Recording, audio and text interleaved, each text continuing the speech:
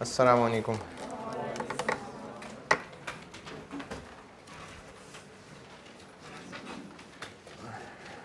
दुरूद शरीफ पढ़ लें।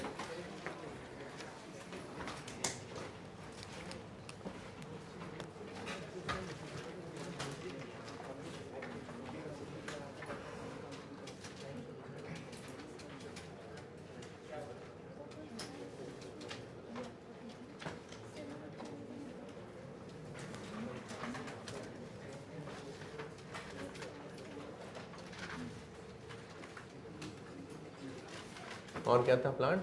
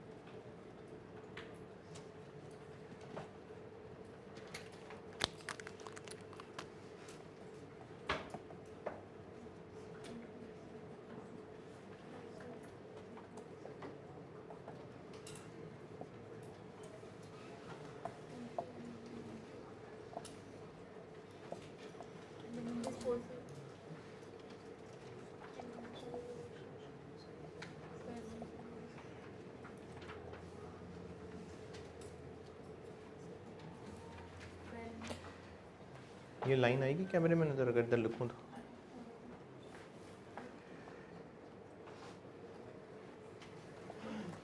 आपको नहीं आएगी?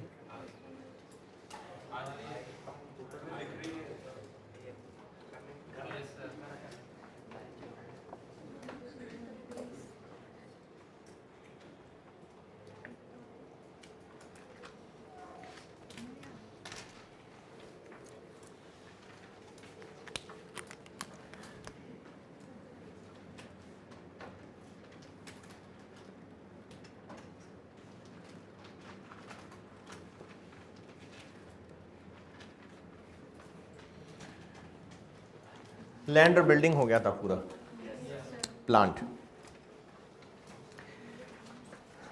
प्लांट के लिए अच्छा, लैंड और बिल्डिंग रिवेलेशन पे थे बस। कैसे पता? रिवेलेशन का जिक्र सिर्फ लैंड और बिल्डिंग के लिए हो रहा है। प्लांट के अकाउंट का ओपनिंग बैलेंस 180,000 और एक्यूमुलेटेड का ओपनिंग 60,000। चलो जी, प्लांट की चीज़ें पूरी करते हैं। प्लांट के लिए 0.1 हो गया, 0.2 नहीं है, 0.3। 0.3 अच्छा, 6 घंटे भी बहुत होते हैं भूलने के लिए। सवाल दोबारा पढ़ लें।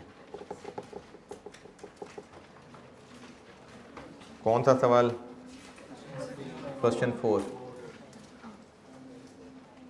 सवाल पढ़ लीजिए दोबारा, क्योंकि अब ये रश वाले पॉइंट्स हैं।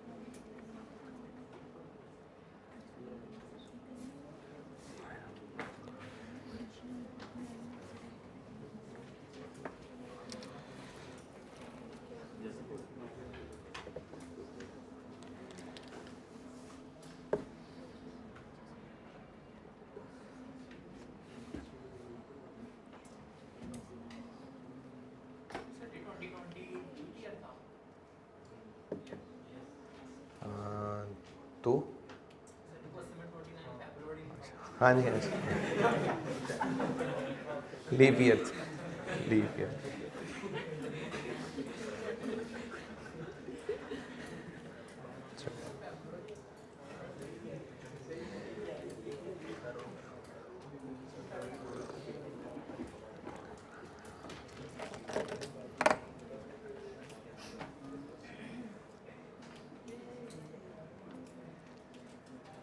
हाँ जी, पढ़ लिया तो मैं करूँ शुरू।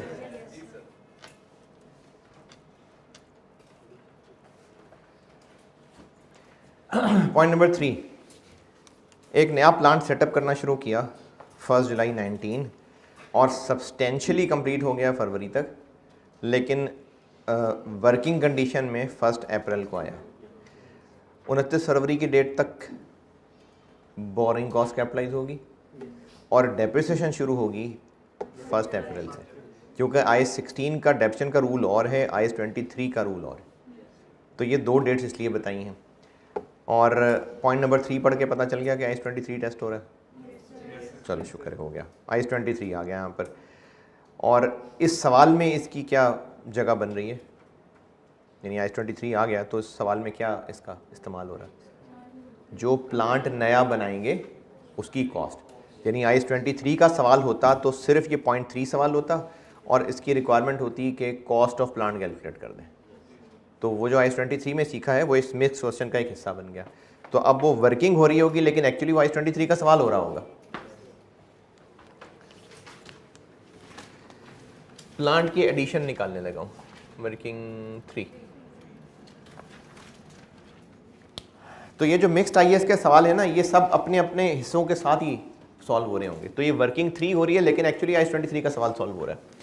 कॉस्ट ऑफ प्लांट निकालते हैं, कितना खर्चा आया इसकी कंस्ट्रक्शन पे? 120।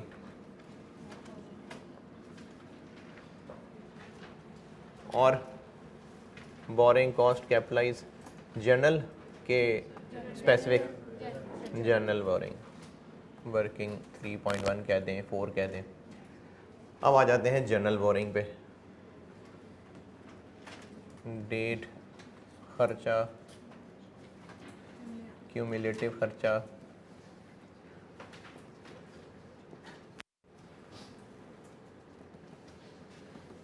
महीने और इंटरेस्ट। कैपिटलाइजेशन रेट कितना? 12%। सबसे पहली पेमेंट कौन सी? सबसे पहला खर्चा,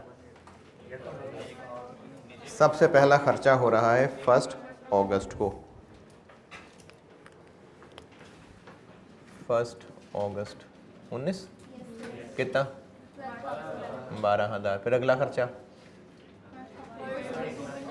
1 अक्टूबर 19 48,000। अच्छा, पॉइंट नंबर 3 मैं आपको पहले पूरा पढ़ के समझा देता हूँ। पॉइंट नंबर 3 में हो ये रहा है कि हमने एक प्लांट बनाना शुरू किया और इसको जितना भी खर्चा किया वो जनरल बोरिंग से किया। साथ IAS 20 भी मिक्स हो गया। 20 मिलियन की गवर्नमेंट ग्रांट मिली है और कंपनी की पॉलिसी है, ये बात लिखी हुई है पॉइंट नंबर 7 के अंदर, कि गवर्नमेंट ग्रांट की कौन सी अकाउंटिंग फॉलो करते हैं? एसेट की कॉस्ट में से लेस करना। तो हम कॉस्ट ही तो निकाल रहे हैं, तो वो गवर्नमेंट ग्रांट भी लेस होगी। कितनी? 20।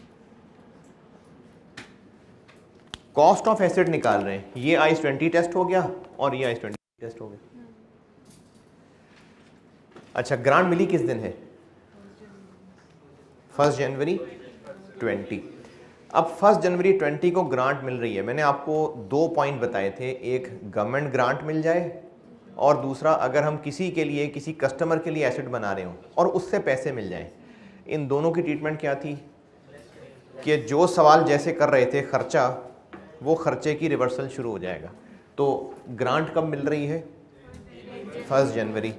तो तीसरी पेमेंट से पहले पहले ग्रांट आ गई ना, तो ये खर्चे हम कर रहे हैं, ग्रांट मिल जाएगी तो इन खर्चों की रिवर्सल शुरू हो जाएगी। 1 जनवरी 20 कितनी? वो इनकी रिवर्सल शुरू हो जाएगी। मैंने ये सवाल खुद से कराया था एक कस्टमर से, वो जो पैसे मिल रहे थे, वो मैंने कराया स्पेसिफिक के लिए था, लेकिन बताई पूरी बात ये है कि चाहे स्पेसिफिक से सवाल चल रहा हो चाहे जनरल से सवाल चल रहा हो, हम जैसे जैसे खर्चे लिख रहे होते हैं गवर्नमेंट से पैसे आना उसको रिवर्स करना शुरू कर देगा। तो इसमें हम खर्चे लिख रहे थे, ये रिवर्स हो गया। स्पेसिफिक का सवाल हो रहा होता तो उसमें पेमेंट्स दिखा रहे होते थे, तो गवर्नमेंट ग्रांट का पैसा आने से ऐड हो जाएगा। यानी जो खर्चा आ रहा है, मैंने अंग्रेजी लिखी हुई थी कि जो गवर्नमेंट ग्रांट से मिलना है पैसा या कस्टमर से प्रोग्रेस बिलिंग मिलना है, ये एक्सपेंडिचर को रिड्यूस कर देते हैं। तो जिस वर्किंग में जिस तरह से हम पेमेंट्स को लिख रहे हैं, गवर्नमेंट ग्रांट या कस्टमर से आने वाला पैसा उनको रिवर्स करना शुरू कर देगा। तो ये खर्चे ने इसने खर्चे को रिवर्स कर दिया। अगला खर्चा 29 फरवरी 20, फिर से 48, फिर लेकिन हमारा काम यहीं एंड हो गया, हमारी वर्किंग यहीं रुक गई। पेमेंट हुई है बेशक, लेकिन वर्किंग यहीं रुक गई, क्योंकि हमें इसका फुल स्टॉप लगाना होता है कंस्ट्रक्शन एंड, तो वो ख़त्म हो गई बात।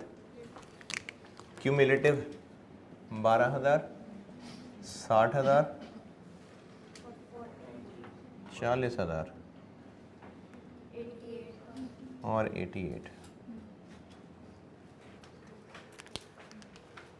ये गवर्नमेंट ग्रांट और कस्टमर के लिए बनाए जाने वाले एसेट की प्रोग्रेस बिलिंग वाला पॉइंट लिखवाया था, ये बताया था, ये वो वाला पॉइंट है। याद आ रहा है ना ज़रा ज़रा सा? कितने महीने रहा? 12, 2 महीने। सस्पेंशन तो नहीं है? ये कितने महीने? अक्टूबर, नवंबर, दिसंबर 3 महीने, जनवरी, फरवरी 2 महीने। 12,000 इंटू नहीं, ये 2 है ना बस। 12,000 into 12% into 2/12, 240। 60,000 into 12% into 3/12, 1800। 40,000 into 12% into 2/12, 800।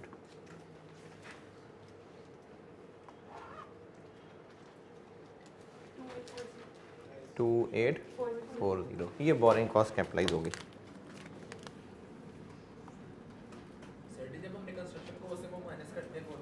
हाँ। अच्छा, जब हमने खर्चों को यहाँ लिख दिया तो फिर वहाँ दोबारा क्यों लिख रहे हैं?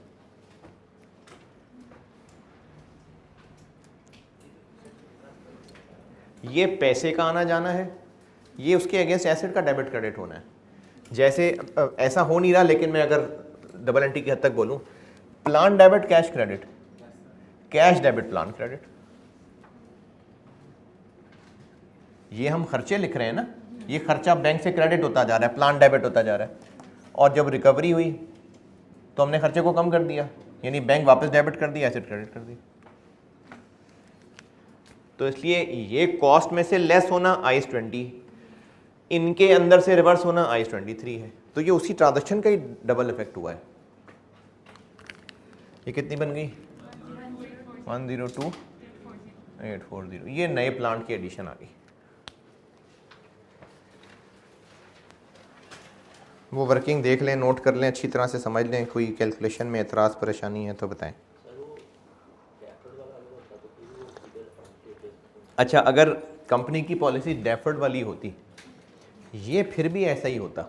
ये तो IAS 23 का हुक्म है, यहाँ से लेस ना हो रहा होता, वो PPE में ना आता ना, वो अलग से गवर्नमेंट ग्रांट के नाम से आ जाता। कॉस्ट में से लेस हो रहा है क्योंकि वो 0.7 में लिखा हुआ है। अगर कंपनी की पॉलिसी गवर्नमेंट ग्रांट का सेपरेट अकाउंट बनाना होती तो यहाँ से लेस ना होता, यहाँ से भरल फिर भी होता, क्योंकि ये तो उसके पैसों की ट्रीटमेंट है। वो जो, हाँ, PP के नोट में एक पॉइंट आ जाता, बिल्कुल।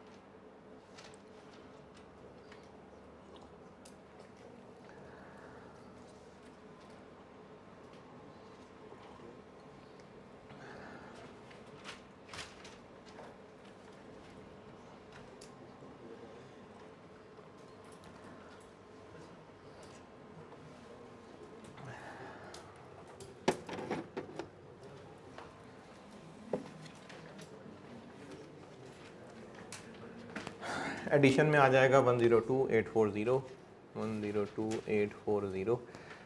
प्लांट की डिस्पोजल हुई है। पॉइंट नंबर 4 व्हीकल्स का है, पॉइंट 5 बस। तो डिस्पोजल कोई नहीं है, रिवैल्यूएशन कोई नहीं है। 282,840। इम्पेयरमेंट कोई नहीं है, डिस्पोजल कोई नहीं है, रिवैल्यूएशन। डेप्रिसिएशन निकालते हैं। वर्किंग 3 ही के अंदर ही कर लें, कोई मसला नहीं।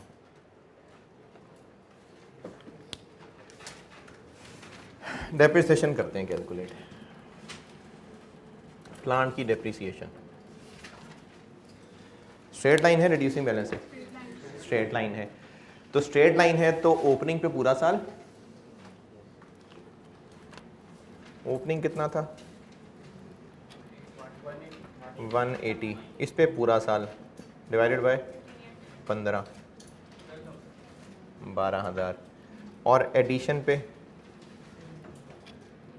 102,840, इसकी लाइफ कितनी है अलग से बताइए। अगर इस नए प्लांट की लाइफ अलग से बताई होती तो नई वाली लाइफ लेते, मेरे ख्याल में तो बताई भी यार 10 साल। तो 15 क्या है फिर, वो ओपनिंग वाले की है, वो कोई और प्लांट होगा फिर, तो उसकी 15 साल है। और ये जो नया बनाया है, ये पॉइंट नंबर 3 में लिखा हुआ है, इसकी लाइफ 10 साल है। और कब से गिननी है डेप्रिसिएशन? 1 अप्रैल से, क्योंकि जब अवेलेबल और यूज होगा तो उसके बाद डेप्रिशिएट होगा।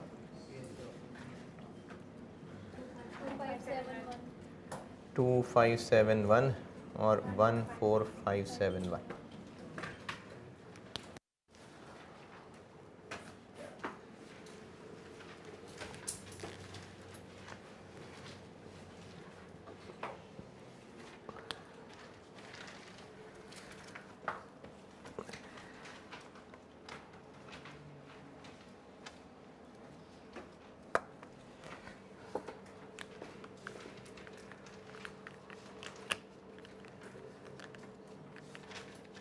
अच्छा,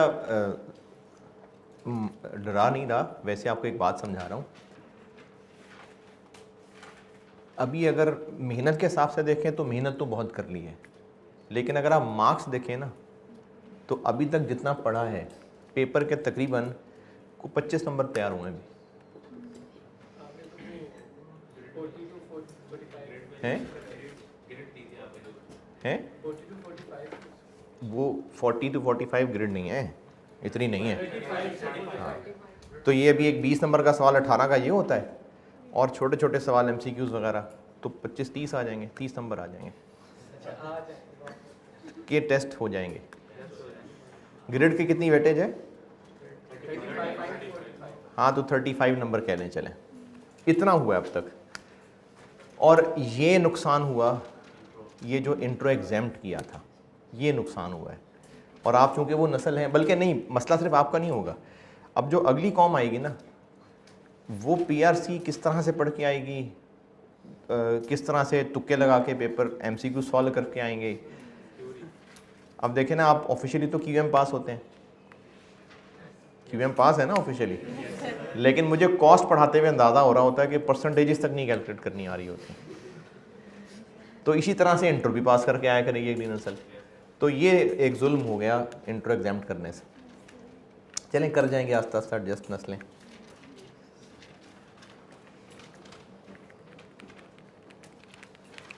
अच्छा, अगर 35 नंबर के लिए 78 लेक्चर, तो 100 के लिए तो फिर तो नहीं, ऐसा नहीं, आप ऐसे जा रहे थे, ऐसे जा रहे हैं आप। अब सही हो जाएगी स्पीड।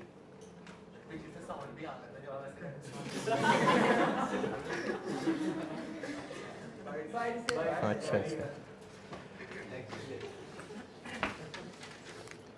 यार, मैं आपको बड़ा मिस करूंगा यार हज पे।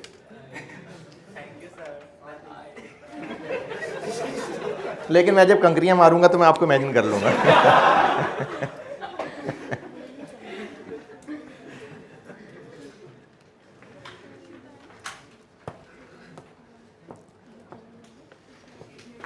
क्या? यस सर, माइनस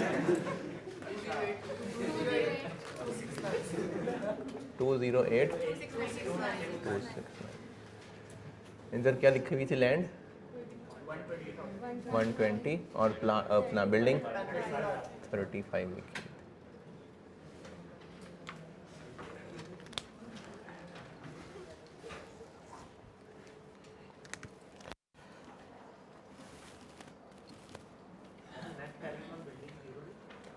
ना ना यार, शुभ शुभ बोलो यार। रिवैल्यू किया था 35, एक्यूमुलेटेड 0 थी।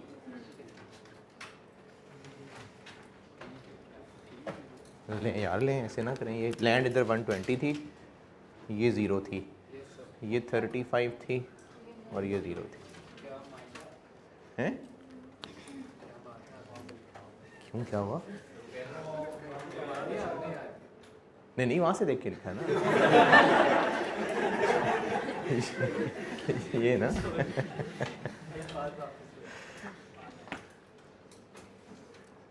Plant, point number 3 done.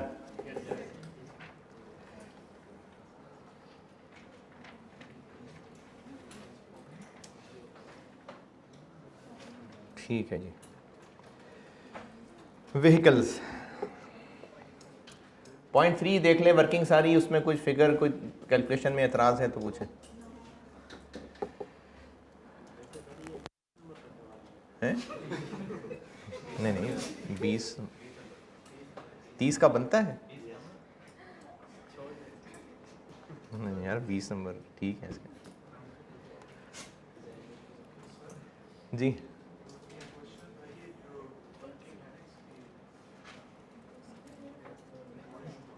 हाँ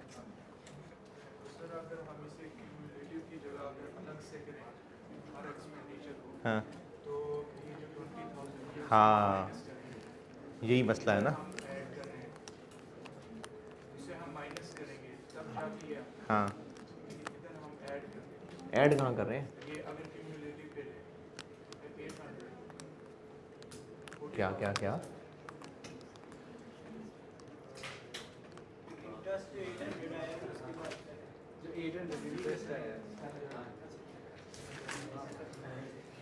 नहीं, मुझे सवाल नहीं समझ आया। मैं पूछ रहा था कि अगर अलग से करें ना हर एक्सपेंडिचर को, तो 20,000 ग्रांट मिलेगा, तो उसे हम माइनस करेंगे। हाँ अलग से करेंगे। हाँ हाँ, तो क्यूमुलेटिव में क्यों किया, लेकिन फिर आप वो तो यहाँ माइनस हो गया ना। आ रहा है ना। व्हीकल्स, व्हीकल्स का पॉइंट नंबर 1 में क्या क्या है? व्हीकल का बैलेंस 88 और इसका 4,000। Point 2, point 3, point 4।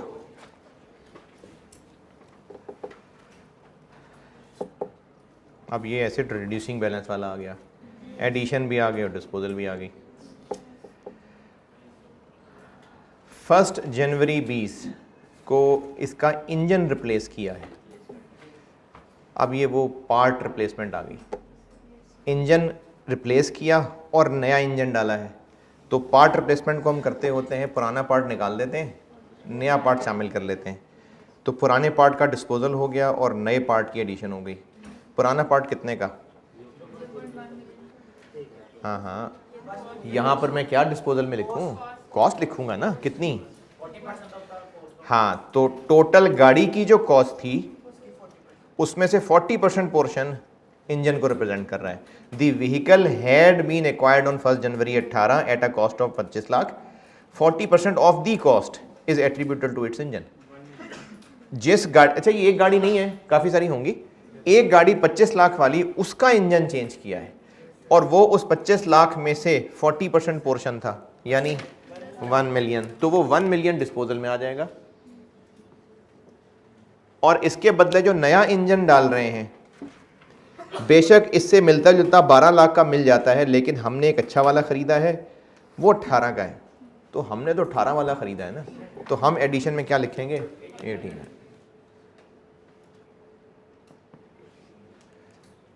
ये एसेट की कॉस्ट में एडिशन और डिस्पोजल हो गया।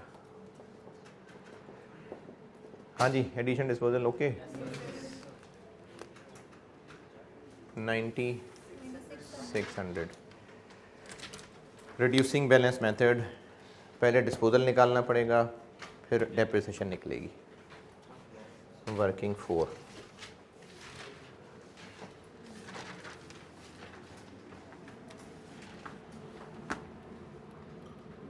वर्किंग 3 मिटा दूँ।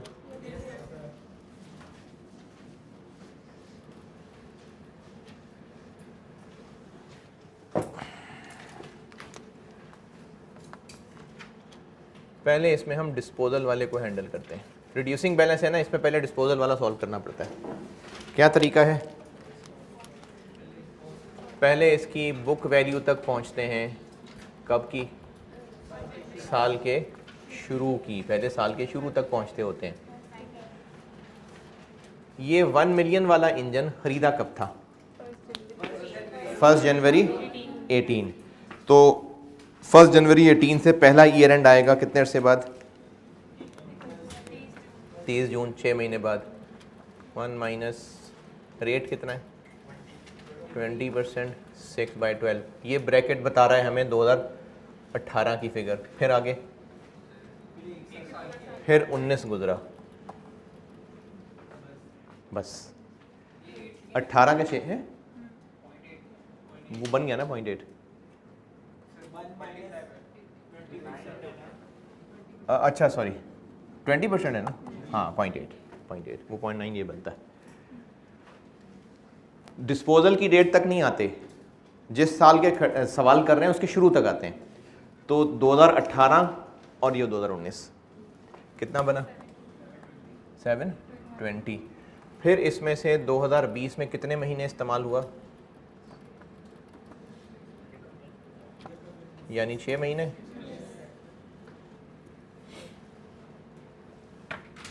$72। तो डिस्पोजल के टाइम पे इसकी बुक वैल्यू बन गई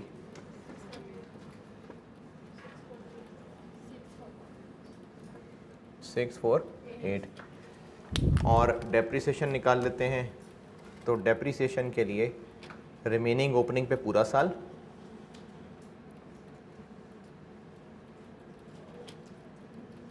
अच्छा रिमेनिंग ओपनिंग कितनी? 88 से पहले तो माइनस कर दें 4। ये क्या चीज़ बन गई? ये ओपनिंग बुक वैल्यू आ गई। इसमें से निकाल देते हैं बिकने वाले एसेट की साल की शुरू की बुक वैल्यू 720। इस पे लगाते हैं पूरा साल। पूरी व्हीकल्स की शुरू की बुक वैल्यू माइनस बिकने वाले की साल की शुरू की बुक वैल्यू 816। एडिशन किस तारीख पे हुई है? नया इंजन जो लिया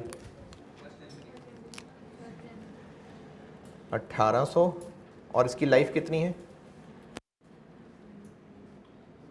कोई अलग से तो नहीं बताई ना? हाँ रिड्यूसिंग बैलेंस है, इसलिए वही रेट चलाना था इन्होंने, इसलिए अलग से लाइफ नहीं बताई, वरना इसका रेट अलग से निकालना पड़ता। जैसे कहा है ना हायर कैपेसिटी हो सकता है इसकी लाइफ डिफरेंट होती, तो चूंकि रिड्यूसिंग बैलेंस मेथड है इसलिए उन्होंने लाइफ का जिक्र नहीं किया, तो वही वाला 20% रेट इनटू 6/12 180, और डिस्पोजल के ऊपर 72।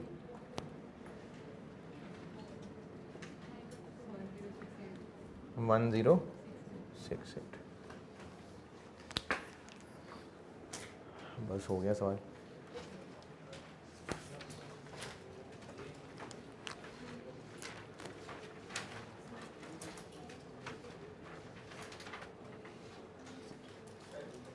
और एक लाइन मिस हो गई, ये बुक वैल्यू तक काम नहीं रोकना, हमने एक्यूमुलेटेड निकालनी है असल में। कैसे? 1000 में से ये माइनस कर देते हैं 352, क्योंकि एक्यूमुलेटेड में ये लिखनी है,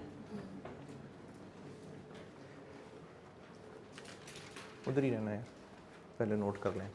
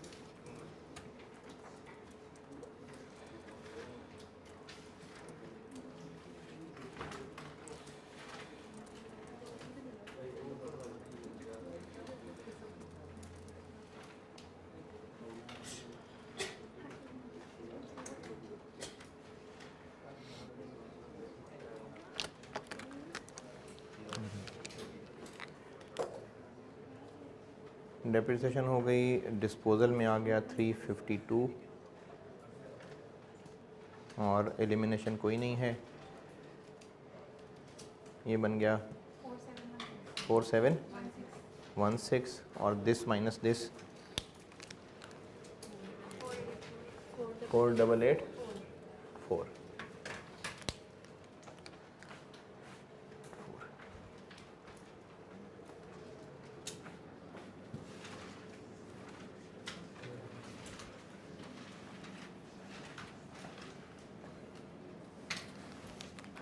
स्केड्यूल के नीचे measurement, revaluation model, cost model और कॉस्ट मॉडल।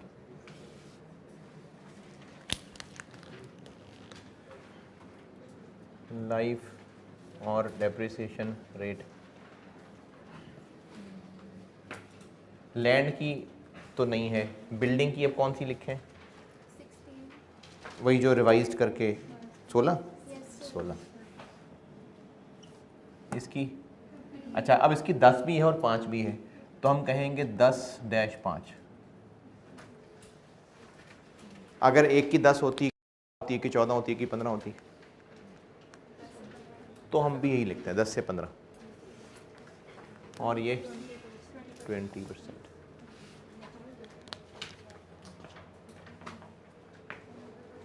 और तीसरी चीज़ depreciation method, straight line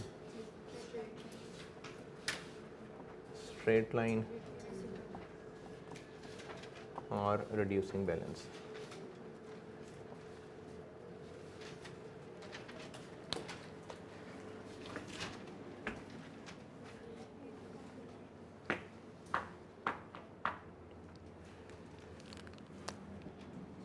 .1 land and buildings were revalued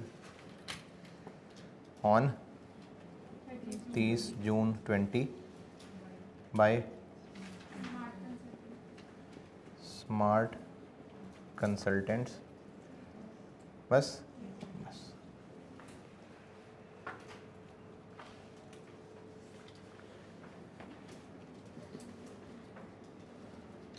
land and building would have been carried as follows had cost model been followed।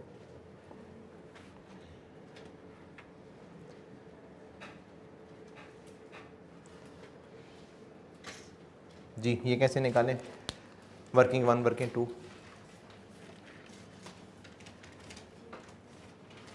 Land के लिए क्या करें? एक 20 में से 8 माइनस कर दें। और बिल्डिंग के लिए क्या करें? 35 में ऐड कर दें कितना?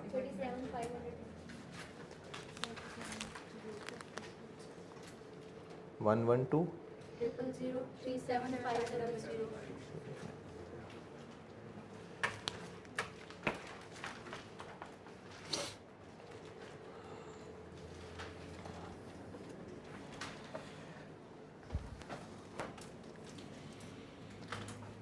ये मिटा दूँ?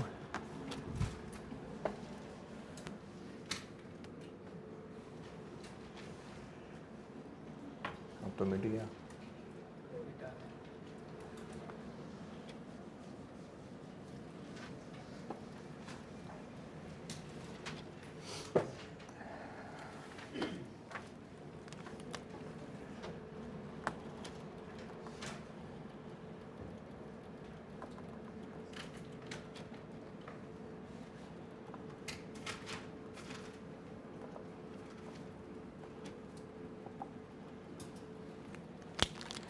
ये भी उसी टेबल से पता चलेगा।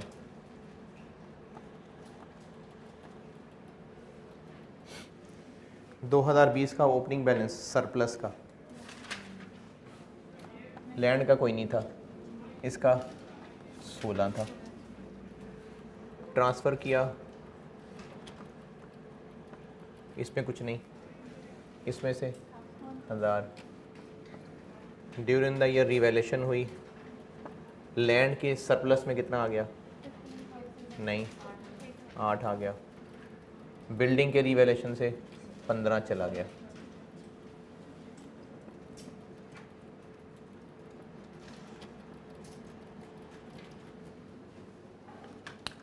ये वही वर्किंग 1-2 से मिली है फिगर्स।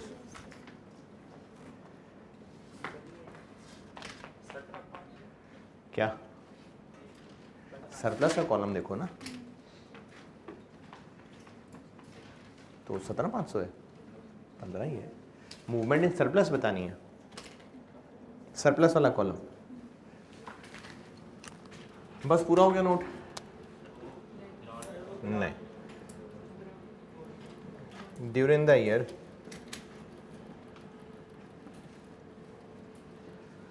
₹20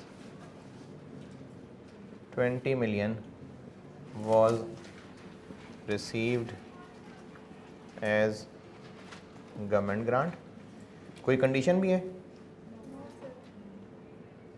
नहीं। Which was deducted from cost of plant. अच्छा, और कुछ? IS 23 during the year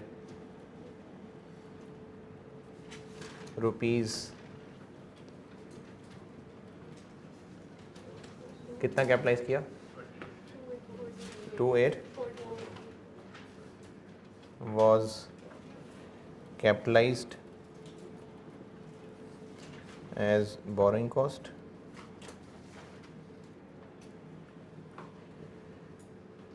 Capitalization rate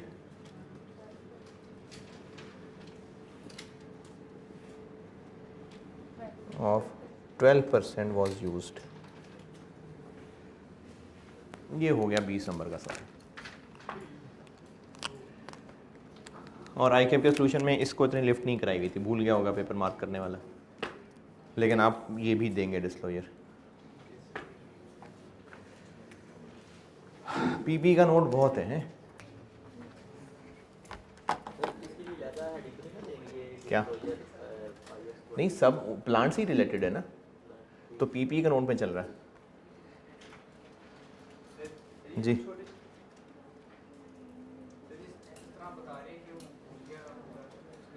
हाँ,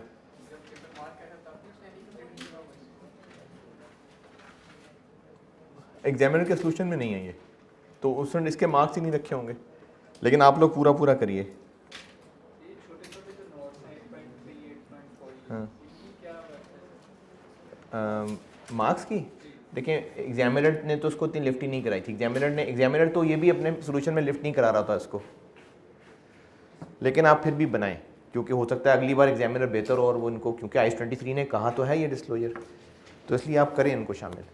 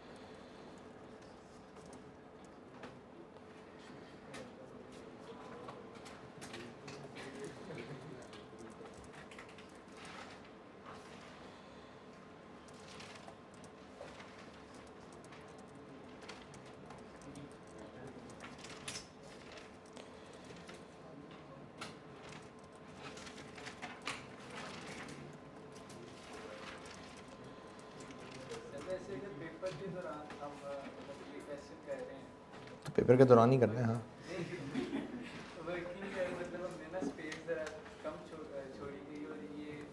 फैल गया है। आपने वर्किंग की हेडिंग देखे ना, उसको डब्बे में बंद कर देना है और उससे ऊपर जब सोल्यूशन की जगह ख़त्म होगी तो आप लिखें कि रिमेनिंग सोल्यूशन आफ्टर वर्किंग।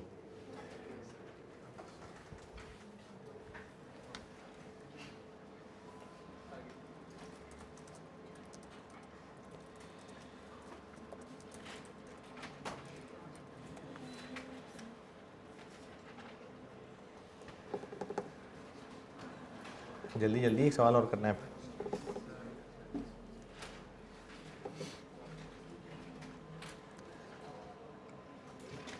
अच्छा मैंने ना एक टॉपिक और सोच लिया है, वो भी साथ लेक्चर अवेलेबल कर दूंगा। एक तो मैंने नॉन प्रॉफिट ऑर्गेनाइजेशन कहा था ना, तो एक रेशोज़ वो हो जाएगी, कवर हो जाएगी। हैं रेशोज़ के होंगे मेरे ख्याल में 5, 8 उसके 5 उसके 13 हैं। हाँ हाँ क्या हुआ 25 या 26 को? 25 के चांस कम है क्योंकि फजर के टाइम फ़्लाइट पहुंचेगी, तो मैं कोशिश तो करूंगा कि जहाज़ इधर ही उतरे, लेकिन फिर भी तो इसलिए हाँ ज़्यादा चांस 26 का ही है।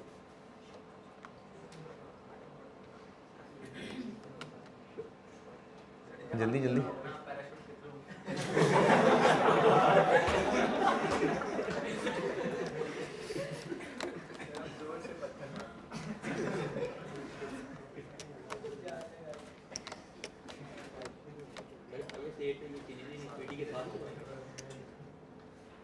IS 8 पहले चेंजेस इन इक्विटी कराऊंगा, फिर IS 8 कराऊंगा। अभी आपको ये जो अगला वीक है इसमें प्लान मेरा चेंजेस इन इक्विटी का है और EPS का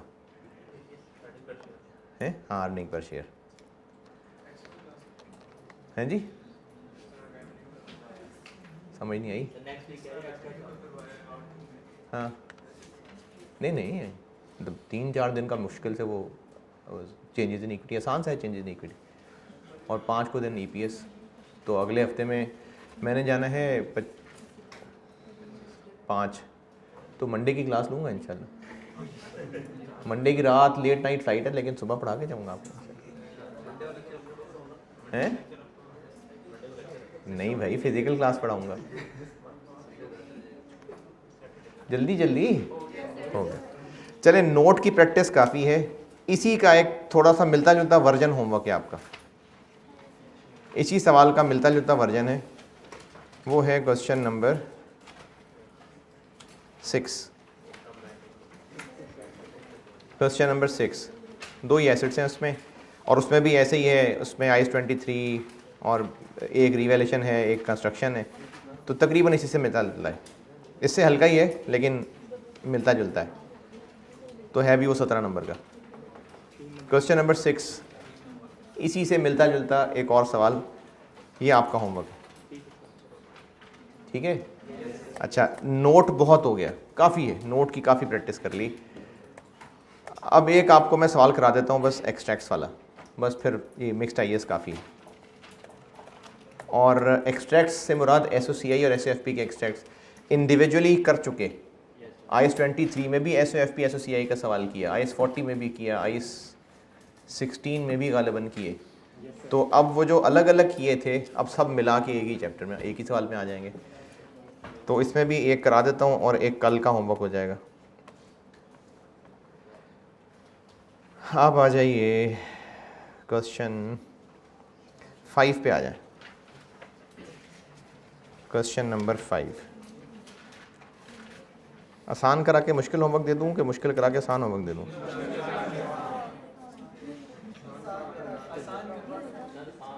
आसान करवा के, हाँ भाई यही मैंने भी यही सोचा था। खैर जो मैं अपनी तरफ से आसान सोच रहा हूँ वो आपको मुश्किल लग सकता है, और जो आपके लिए मुश्किल होगा वो हो सकता है बोर्ड पे मैं करूँ तो आसान लगे। तो इसलिए एक करा रहा हूँ और एक होमवर्क कल के लिए, कल के लिए नहीं मतलब कल दूंगा होमवर्क। अभी आप पढ़ लें, क्वेश्चन नंबर 5 करता हूँ बोर्ड पे।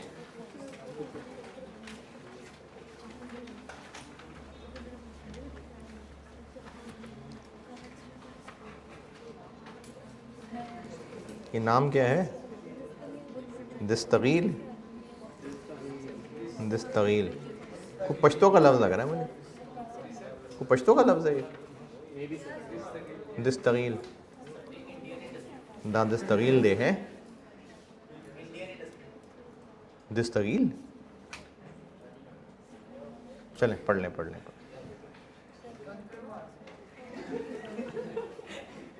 अब तो सोच रहा हूँ पत्थर मारो जाके कंकरियां तो इतनी सी होती।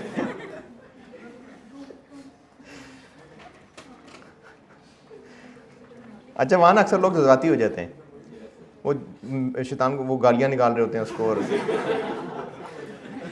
हाँ, ये एक रुकन है ना, हज का एक रुकन है उसमें। देखो ये ना एक सिंबॉलिक चीज़ है, उसको वहाँ कौन सा शैतान को बांधा होता है, सिंबॉलिक अमल है ये। जो हज़रत इब्राहीम अलैहिस्सलाम और उनकी एहलिया, वो सारा एक अमल था पूरा, 3 दफ़ा कंकरियाँ, तो वो तो एक सिंबॉलिक अमल है। लेकिन लोग जुतियाँ भी मार रहे होते हैं गालियाँ दे रहे होते हैं और जुतियाँ मार रहे होते हैं।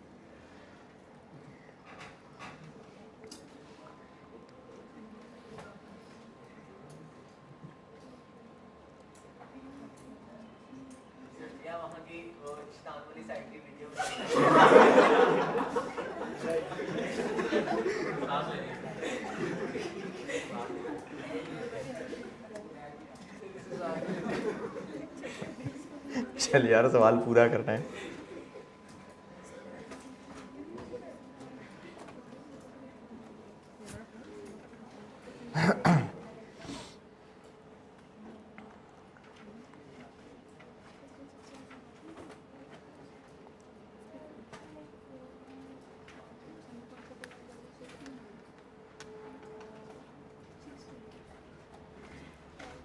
होमवर्क 6 दिया है, अभी क्वेश्चन 5 पढ़ने को कहा है।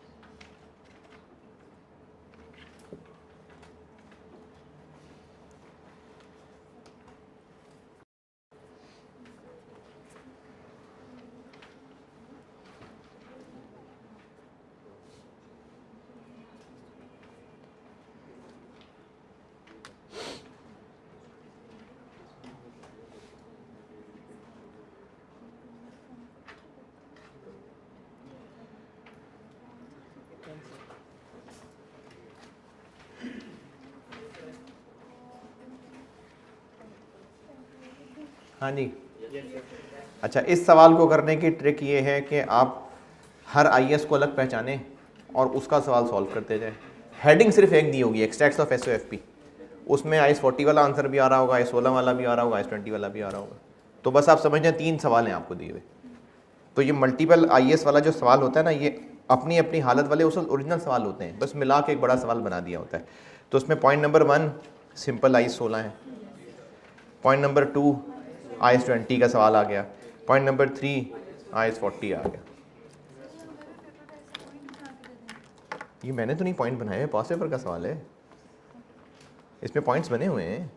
और अगर पॉइंट ना भी बने होते, सिर्फ पैराग्राफ लिखे होते, तो उसमें भी सब चीज़ों का अलग अलग जिक्र है। ये मैं स्प्रिंग 20 फास्ट पेपर का सवाल कर रहा हूँ। हाँ जी, बिल्कुल सही है, कमाल हो गया। हाँ जी, ऐसे ही रिवैल्यूएशन मॉडल में है तो वो वर्किंग करनी पड़ेगी टेबुलर। हाँ,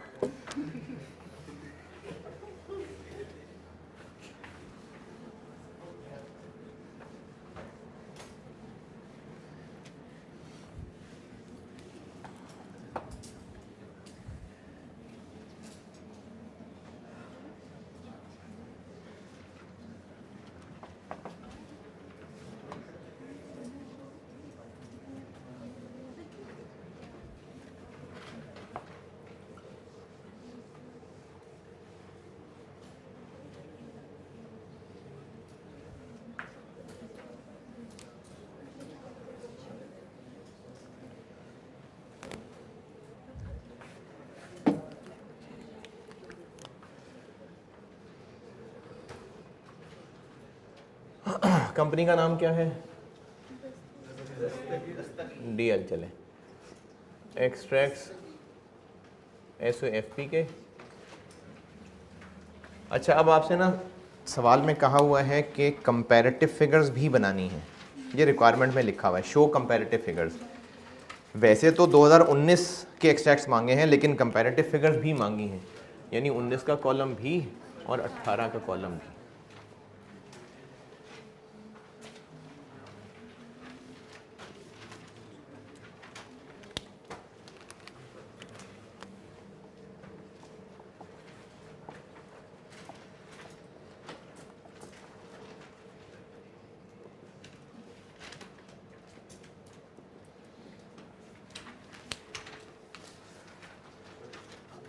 एक्सट्रैक्ट्स ऑफ SOFP और SOCI मांगे हैं, बल्कि हाँ ठीक है, एक्सट्रैक्ट्स ऑफ SOCI और SOFP मांगे। ये सॉल्यूशन की रिक्वायरमेंट है। अब सवाल एक एक IS उठाते जाते हैं, उसको पूरा सॉल्व करते जाते हैं, फिर अगले पॉइंट पे आ जाएंगे। जैसे पॉइंट नंबर 1 IS 16 रिवैल्यूएशन वाला सवाल है। अब रिवैल्यूएशन वाला है तो उसके लिए वही टेबुलर वर्किंग करनी पड़ेगी। Vehicles, net book value, surplus,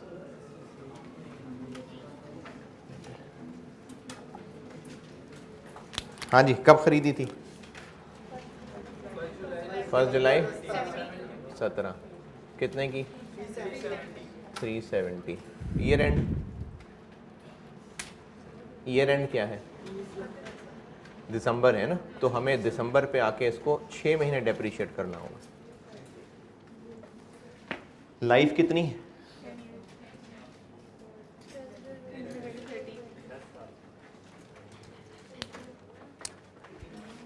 1 जुलाई को ख़रीदा है और ईयर एंड जनवरी दिसंबर है, तो पहली दफ़ा तो 6 महीने की डेप्शन होगी। रेजिडुअल वैल्यू 30 है और लाइफ है 10 साल, तो डेप्रिसिएशन हो जाएगी 370 माइनस 30 डिवाइडेड बाय 10 इंटू 6/12, 17, 353। फिर क्या हुआ इसके साथ आगे?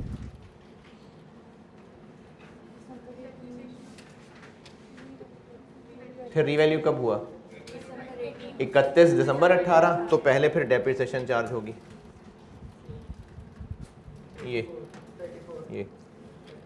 34 319। फिर हुआ ये रीवैल्यू, डाउन हो गया, 17 से हो गया डाउन और ये 17 आ गया यहाँ, 302। फिर 31 दिसंबर 19 डेप्रिसिएशन। अच्छा, अब डेप्रिसिएशन देखें, क्या रेजिडुअल वैल्यू के बारे में कहा कुछ दोबारा कि चेंज हो गई है? नो चेंज, तो वो 30 ही रही, 302 माइनस 30, लेकिन अब इसकी लाइफ रह गई 1.5 साल गुजर गया था, 1.5, तो 8.5। कितनी? 32। और अंडर चार्ज डेप्रिसिएशन के लिए यही सलूक उसके साथ कर लें, 17 minus 30,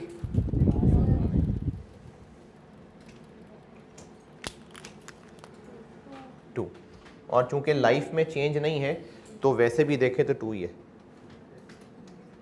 cost model, relation model, 270 15। फिर रीवैल्यू नहीं हुआ, फिर हुआ रीवैल्यू, और रीवैल्यू होके कहाँ तक चला गया?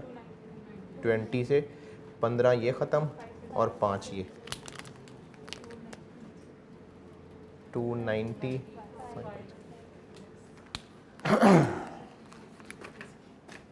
ये व्हीकल वाला सॉल्व हो गया।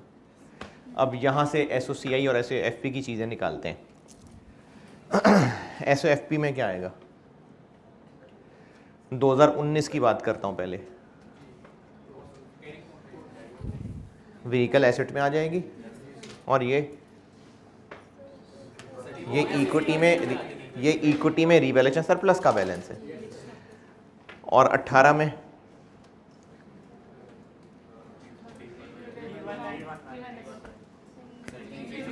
$302, ये भी 31 दिसंबर 18 था, 302, और सरप्लस में कुछ नहीं जी। नहीं, ये मैंने कब कहा था? हाँ हाँ, OCI में ये आएगा, सरप्लस में ये आएगा। ये IAS 40 में मैंने सिखाया था एक सवाल में, उसमें SOFP SOCI दोनों के एक्सट्रैक्ट्स बना के दिए थे, तब ये बात बताई थी। जो सरप्लस का बैलेंस है वो SOFP में आएगा, और जो रिवैल्यूएशन की लाइन के सामने लिखा हुआ ये OCI में आएगा। नहीं, क्या क्या देखिए, जो रिवैल्यूएशन की लाइन में आ रही है ना चीज़ें, ये आना है OCI में। लेकिन जो उसके बाद जैसे फर्ज करें पहले से चला आ रहा होता, यहाँ 12 होता, 5 आने से ये 17 हो गया होता, तो SOFP में 17 लिखते, OCI में ये 5 लिखते। ये IAS 40 कराते हुए सिखाया था मैंने। अब इससे चीज़ें बना के वहाँ लिखते हैं। SOFP में एक तो PPE में व्हीकल्स आ जाएंगी, वर्किंग 1, 19 में 290 और 18 में 302। और जब एक्सट्रैक्ट्स ऑफ SOFP बनाते हैं तो ये ज़रूर लिखा करें।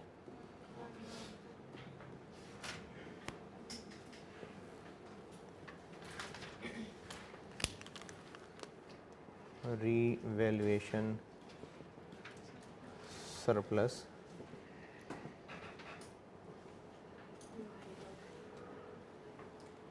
फाइव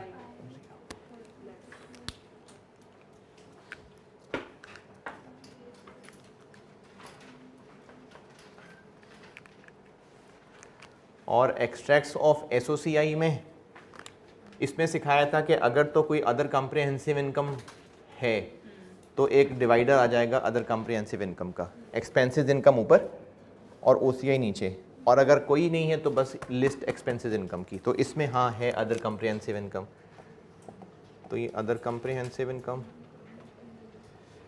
ये IAS 40 के किसी लेक्चर में ना सारा बताया हुआ है, वो अभी भूला होता है, सारा रिवीजन नहीं की होती। रीवैल्यूएशन गेन, ये फिगर, ये सरप्लस में, ये OCI में, ये क्योंकि ये फॉर द ईयर होने वाला काम है और ये बैलेंस है, तो OCI में ये आएगा। और 18 में कुछ भी नहीं। जो इस वर्किंग में रिवैल्यूएशन की लाइन के सामने सरप्लस कॉलम में आ रहा है ये OCI है। वो इधर लिखूंगा ना, इधर लिखता हूं अभी। OCI में जो इस सरप्लस के कॉलम में लिखा हुआ है वो OCI में आना है, और जो P&L वाले कॉलम में लिखा हुआ है वो इससे ऊपर आना है। जैसे 2018 में था रिवैल्यूएशन लॉस, तो यहां रिवैल्यूएशन लॉस आना है, और 2019 में था रिवैल्यूएशन लॉस रिवर्सल,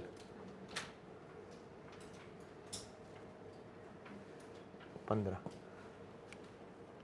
ये व्हीकल पूरा सामने सॉल्व किया आपके, नहीं डेप्रीसिएशन, अच्छा ये ना मैं तो मैनेज कर लूँगा, अभी तो 2-3 लाइनें और आनी है बीच में, लिखा ही नहीं आपने अभी, चले ठीक है जी, अच्छी बात है। डेप्रीसिएशन व्हीकल्स की 19 में 32 और 18 में 34। इसके बारे में कहा था कि आप एक्सपेंसेस को ब्रैकेट लगा दें, इनकम्स को ओपन छोड़ दें, या बेशक ब्रैकेट यूज़ ना करें, नाम से ही पता चल रहा है कौन सा एक्सपेंस है कौन सी इनकम है। ब्रैकेट लगाने हैं तो फिर इनकम्स को ब्रैकेट के बगैर लिखा करें और एक्सपेंसेस को ब्रैकेट, लेकिन अगर नहीं भी ब्रैकेट लगाने कोई मसला नहीं है, नामों से पता चल जाता है।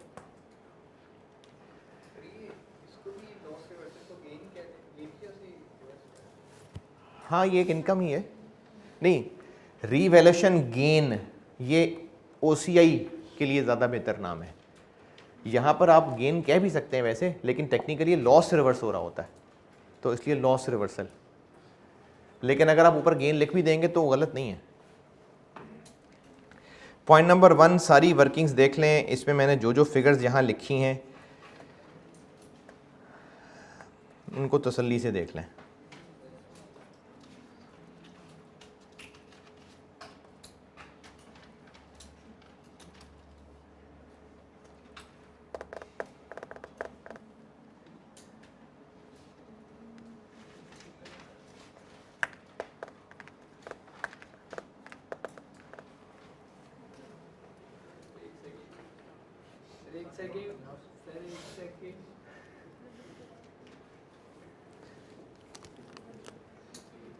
मैं लाइनें बना के दे रहा हूँ आपको।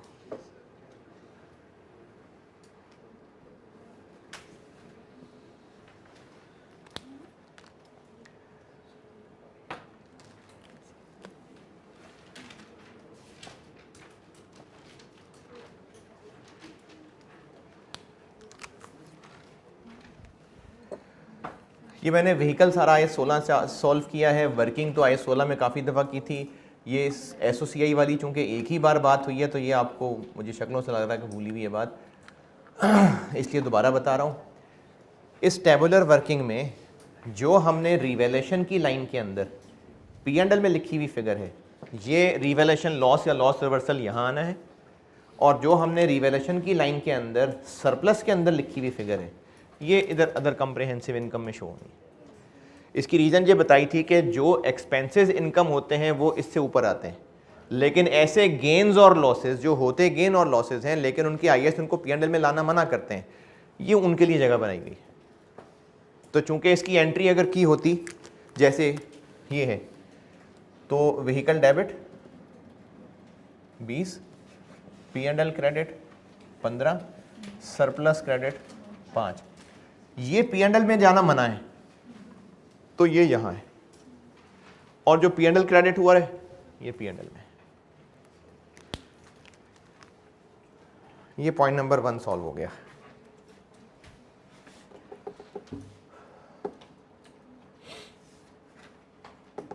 अभी कहाँ है कैमरा? नहीं, मैंने क्या करना है, ये इधर ये आ रहा है ना, ये हाफ बोर्ड सारा हो रहा है, ठीक। उसकी एंट्री नहीं ना होती, ये सिर्फ हम वर्किंग कर रहे होते हैं अंडर चार्ज ताकि कल को रिवर्स करना पड़े तो उसकी अमाउंट निकले, इसकी एंट्री कोई नहीं हो रही होती।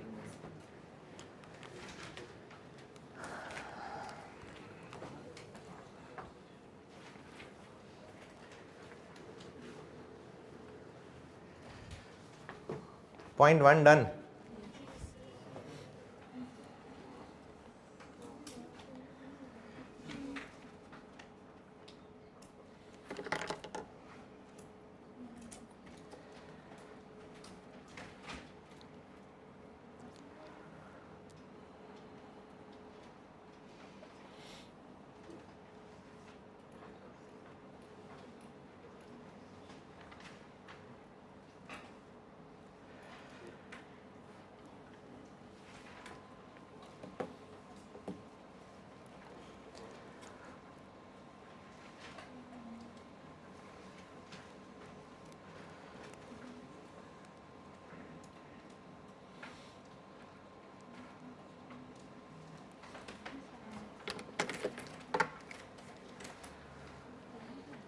ठीक है, पॉइंट 1। पॉइंट 2, पॉइंट नंबर 2 आ गया अब IS 20 का। एक प्लांट हमने लगाया 280 का और उसके अगेंस्ट मिली है गवर्नमेंट ग्रांट, लेकिन गवर्नमेंट ग्रांट को नेट नहीं करना, अलहदा से रखना है। ये कहाँ लिखा है?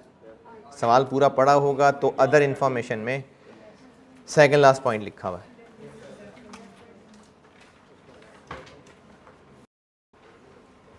तो इसमें हमें प्लांट की अलहदा वर्किंग डेप्रिसिएट करना होता है और गवर्नमेंट ग्रांट के लिए अलहदा टेबल बनाया था जिसको करंट नॉन करंट में तोड़ना होता है। और ग्रांट अगर हमने शर्तें पूरी ना की तो ग्रांट वापस करनी पड़ जाएगी। तो कोई बात नहीं, जब होगा तब देखा जाएगा। अभी ग्रांट को कितने साल पे इनकम बनाएं? IS-20 डेप्रीसिएशन से मैच करने के लिए 8 साल के हिसाब से, तो एसेट की डेप्रिसिएशन कर लेते हैं और ग्रांट को इनकम बनाते जाते हैं। पॉइंट नंबर 2 की कोई अंग्रेज़ी में एतराज़ परेशानी है तो बताएं। प्लांट की लाइफ दी हुई है, प्लांट ख़रीदा और वर्किंग कंडीशन में आया जाके 1 अप्रैल को, तो डेप्रिसिएशन कब से शुरू होगी? और चूंकि इसी साल में ग्रांट बेशक जाके जुलाई में मिली, लेकिन ग्रांट की डेट से उसको इनकम नहीं बनाना होता, एसेट से मैच कराना होता है, तो इसको भी हम 9 महीने की इनकम बनाएंगे। ये IS-20 जिन दिनों में पढ़ा था तब ये बात हो चुकी। तो प्लांट तो खैर हम डायरेक्टली भी लिख सकते हैं, लेकिन चलें उसकी भी वर्किंग ही बना देता हूँ। कौन सी कमी है पेजेस की?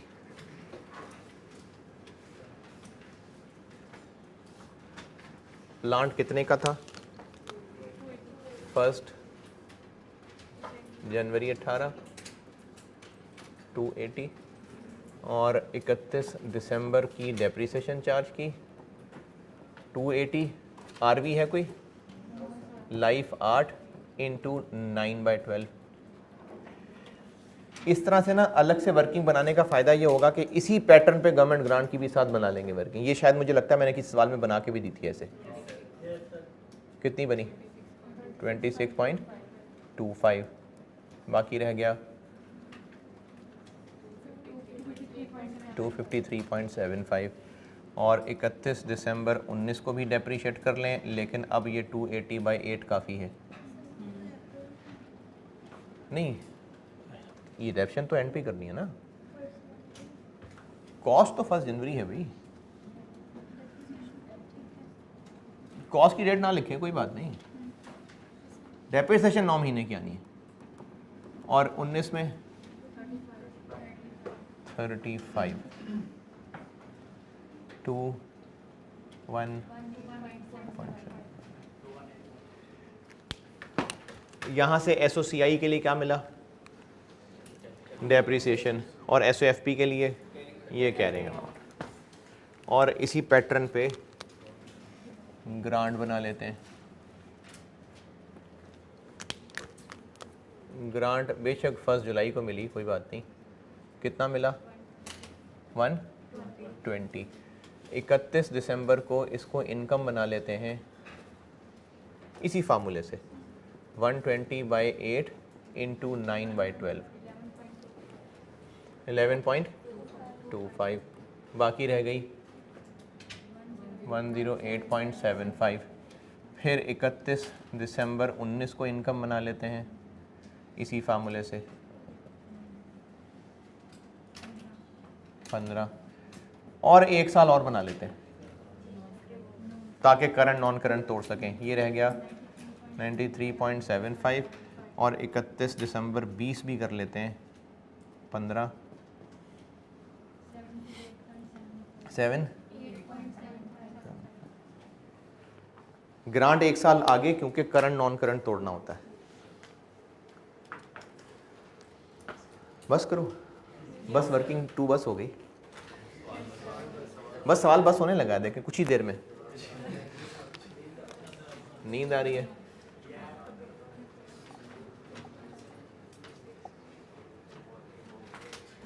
अट्ठारह की डेप्रिसिएशन 26.25 और 19 की डेप्शन 35।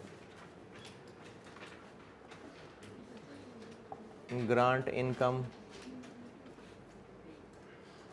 19 में 15 और 11.25।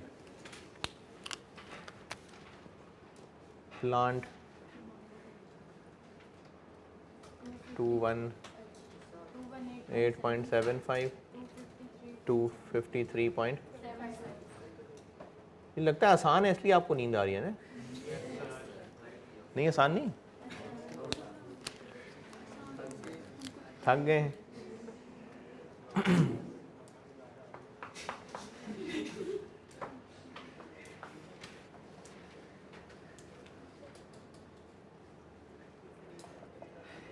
नॉन करंट यार जवान लोग हैं आप।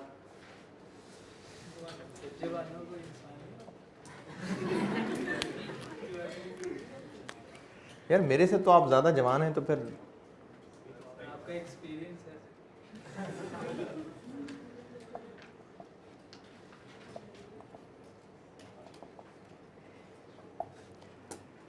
गवर्नमेंट ग्रांट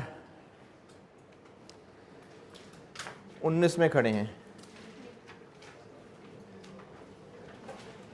19 में। ये करंट, ये नॉन करंट।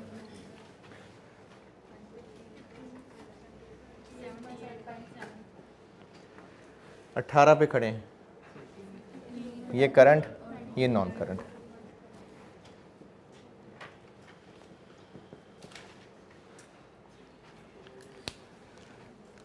अभी 2/3 सवाल हुआ है, एक रह गया बस, बस एक बस थोड़ा सा सी रह गया, बस थोड़ा सा बस।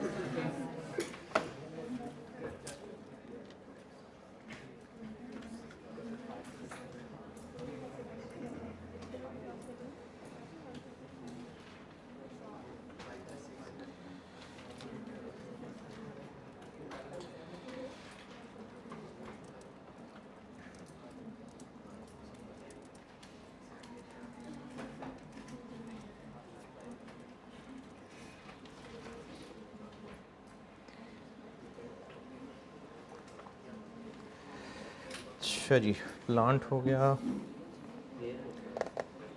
290, 302, 218, 23, 5, 78, 93, 15 और SOCI में 32, 35, 15, 17। बस देखो थोड़ा सा, बस 0.3 रह गया बस। Yes, sir. जी है,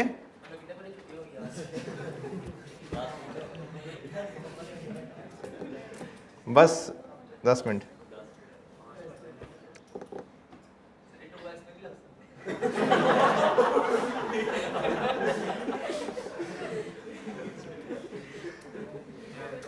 वेयर हाउस जनवरी को खरीदा था और वो हमने फिर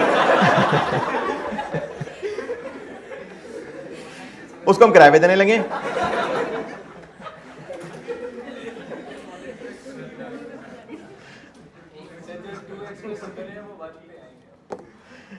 अच्छा, वेयर हाउस पहले था अपने इस्तेमाल में, previously the warehouse was, कल अगली क्लास में नया चैप्टर शुरू करेंगे इसलिए इसको ख़त्म करें। वेयर हाउस पहले अपने यूज़ में था, previously the warehouse was in use of DL, लेकिन 1 जनवरी 18 को ये रेंट पे दे दिया। तो जब अपने इस्तेमाल में था तो कॉस्ट मॉडल पे था। ये कहाँ लिखा है? अदर इंफॉर्मेशन पहला बुलेट पॉइंट। लेकिन जब इन्वेस्टमेंट प्रॉपर्टी बनाना है तो फेयर वैल्यू मॉडल पे जाना है। Other information last bullet point. तो क्या करें, अगर नहला धुला के भेजेंगे और चूंकि आगे फेयर वैल्यू मॉडल में जाना है तो इसको जब IAS 16 में नहलाएं धुलाएंगे तो रिवैल्यूएशन मॉडल लगाएंगे। बेशक था कॉस्ट मॉडल, लेकिन इसको IAS 16 में ही पहले रिवैल्यूएशन मॉडल लगाएंगे, फिर उसको IAS 40 के अंदर फेंकेंगे। तो जब रिवैल्यूएशन मॉडल लगाएंगे, चलो सोल्यूशन से ही देख लें यार, हैं सोल्यूशन से ही देख लें। देखें सोल्यूशन पे आए।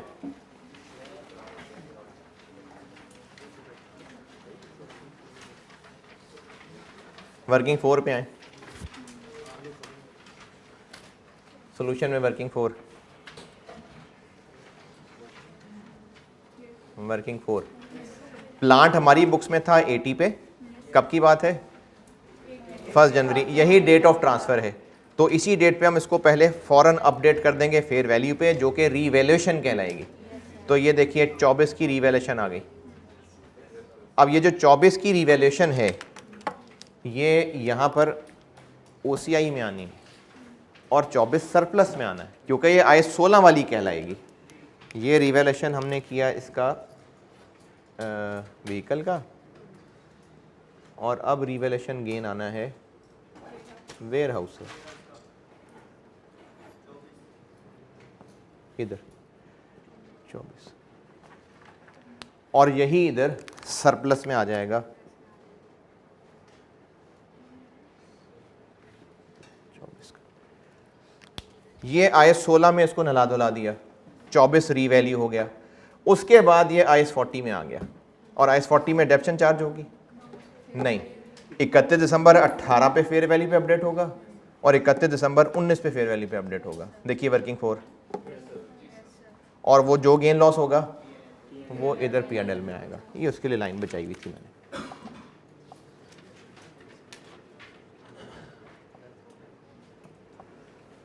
ये पॉइंट 3 और इन्वेस्टमेंट प्रॉपर्टी यहाँ आ जाएगी। उसका बैलेंस भी हम एसओएफपी में लिखेंगे रिवैल्यूएशन सरप्लस का। जी ये प्रॉपर IAS 16 वाला रिवैल्यूएशन होगी ये। और ये इन्वेस्टमेंट प्रॉपर्टी 18 में 18 वाली फेयर वैल्यू और 19 में 19 वाली फेयर वैल्यू। तो मल्टीपल IAS के सवाल असल में उन्हीं सवालों को बस मिला के एक बड़ा सवाल बनाया होता है। आप हर IAS को अलग अलग सॉल्व करिए, बस हो गया ख़त्म। ये तो 3x ही हो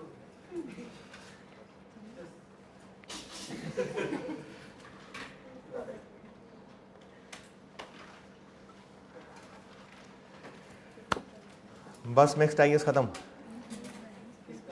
है, ख़त्म ना, क्लास में ख़त्म हो गया। कल से इंशाल्लाह मैं चेंजेस इन इक्विटी शुरू कराऊंगा और उसके बाद EPS। अच्छा अगले हफ्ते में 2 को क्लासें तो कर ही लें यार एक्स्ट्रा। Yes, sir. नहीं उस कॉस्ट भी तो करनी है ना, हैं? चलें ठीक है जी, अल्लाह हाफिज़।